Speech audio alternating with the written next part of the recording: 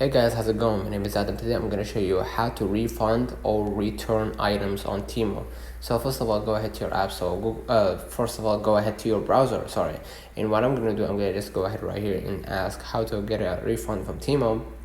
Basically, go to your orders page on the Temu app or temu.com to request a refund. So basically, go ahead to your profile on Temu, and then you're going to see the orders that you took initially on your on your Temu, and then select the item. In the process, it cannot be an item that's been shipped, right, or close to your location.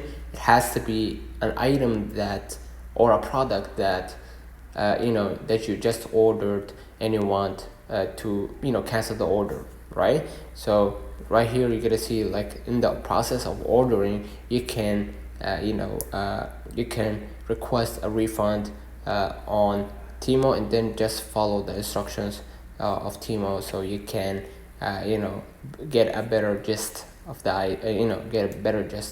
the policy. Let me know in the comments if this video helped you. Don't forget to like and subscribe, and thank you for watching.